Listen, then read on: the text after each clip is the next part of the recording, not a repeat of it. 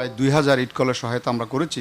তাতে আমরা বিশ্বাস জন্মেছে যে আমরা 13 লক্ষ ইরিগেশন পাম্পকে, ডিজেল পাম্পকে আমরা সোলার ইরিগেশনও করা সম্ভব। এটা দুইটা লাভ আছে। একটা লাভ হলো যে আমরা 6 মাস পানি দিতে হয় জমিতে চাষ করার জন্য, বাকি 6 মাস আমরা গ্রিড লাইনে দিতে পারি যেখানে সুযোগ আছে।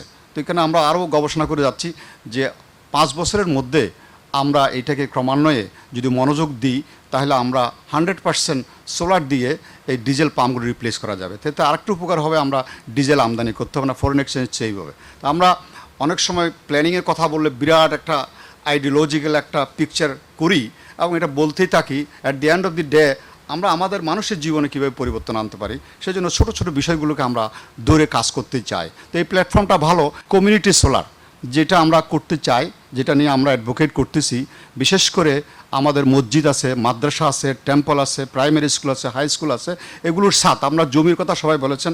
আমাদের মাননীয় প্রাইম মিনিস্টার প্রতি সময় বলেন 1 ইঞ্চি জমি খালি রাখা যাবে না। এটা আমরা সবাই একমত।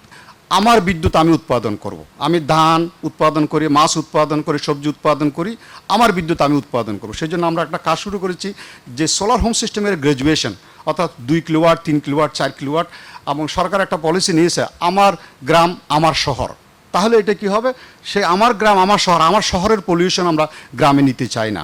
গ্রামে যে একটা আইডিয়াল পরিবেশ আছে, সুন্দর গ্রিন পরিবেশ আছে, আমরা সবাই হাঁপিয়ে উঠি শহর থেকে, কনক্রিট থেকে আমরা গ্রিনে যেতে চাই। সুতরাং গ্রামকে আমরা গ্রিন রাখতে চাই। সেখানে কি হবে।